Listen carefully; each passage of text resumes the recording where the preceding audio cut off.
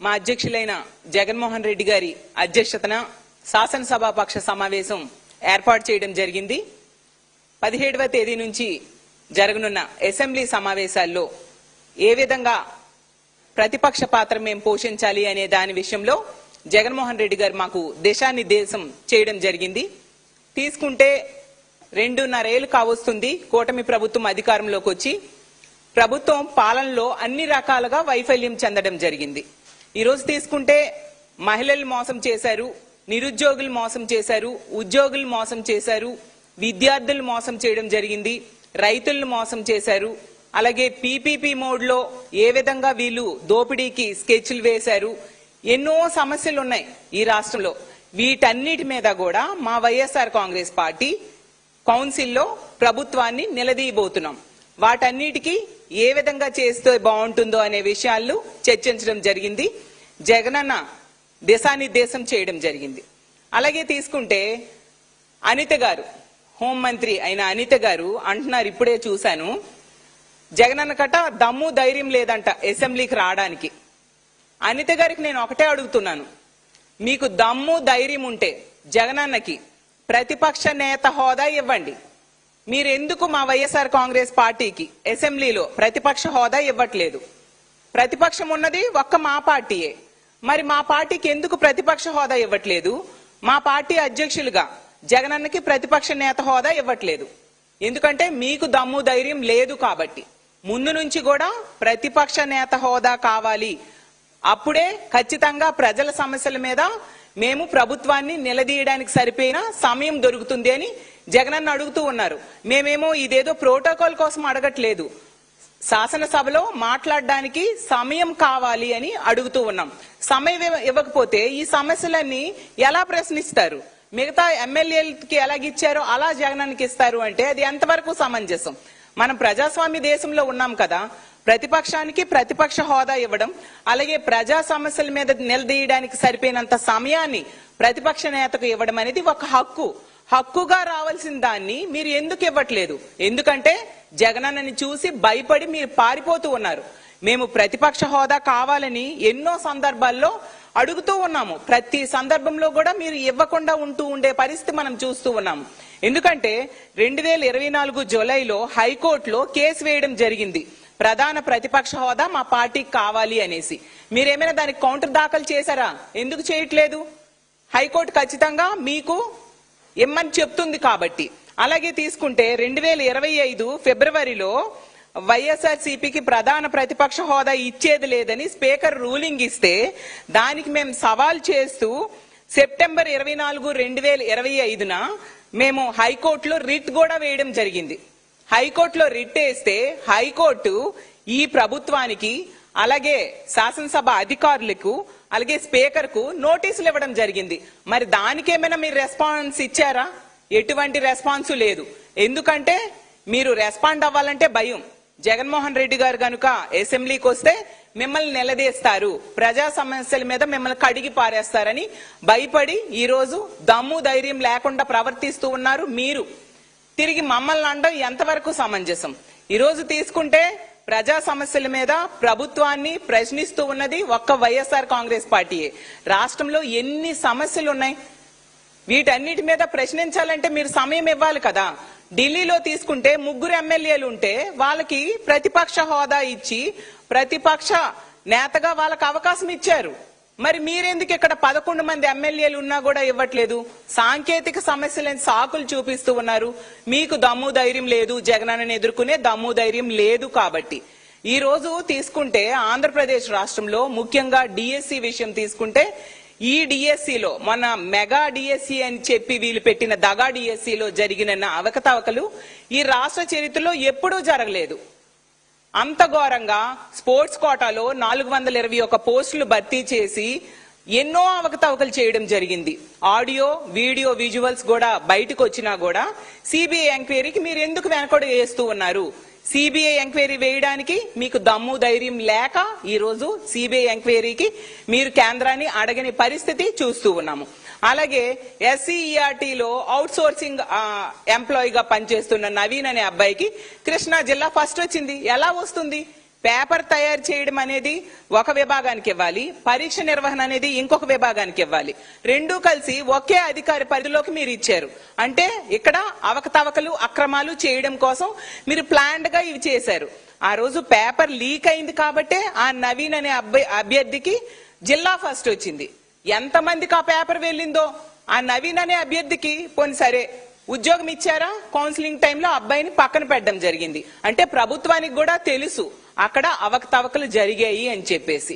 అయినా CBI enquiry మీరు వేయట్లేదు. ఎందుకంటే సిబిఐ ఎంక్వైరీ గనుక వేస్తే మీ అవకతవకలు మీ అక్రమాలు అన్ని కూడా బయటికి వస్తాయి అని చెప్పి. ఎక్కడైనా బ్రిడ్జ్ గేము లేదంటే తాడాట ఇలాంటివన్నీ గేమ్స్ పెట్టేసి, అది కాకుండా తెలుగుదేశం పార్టీ వాళ్ళు అసోసియేషన్ చైర్మన్లుగా ఉన్న గేమ్స్ లో సర్టిఫికేట్స్ ఇచ్చేసి వాళ్ళకంట స్పోర్ట్స్ కోటాలో జాబ్స్ ఇచ్చేస్తారంట. అసలు క్రైటీరియా, సెలక్షన్ క్రైటీరియా తీసుకుంటే ఎవరైనా నేషనల్స్ లో గోల్డ్ మెడల్ వచ్చిన వాళ్ళకి ఫస్ట్ ప్రిఫరెన్స్ ఇస్తారు, మెడల్స్ వచ్చిన వాళ్ళకి ఫస్ట్ ప్రిఫరెన్స్ ఇస్తారు.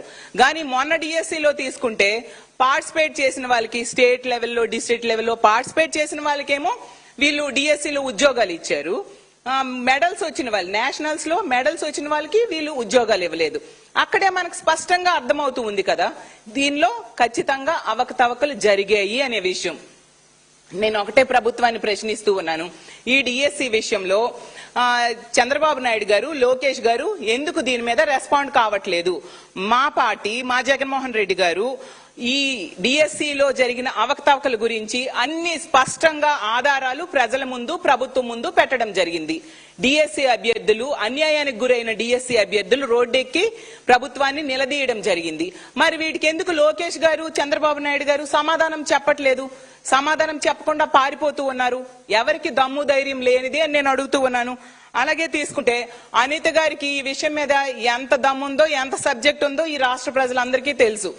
ఆమె తన డిపార్ట్మెంట్ లో శాంతి భద్రతలు గాలికి వదిలేసి ఎంతసేపు జగనన్నని తిట్టడమే పనిగా పబ్బం గడుపుకుంటూ ఉన్నారు. అందుకోసమే ఆవిడికి ఆ పోస్ట్ ఇవ్వడం జరిగిందని ప్రతి సందర్భంలో కూడా నిరూపించబడుతూ ఉంది.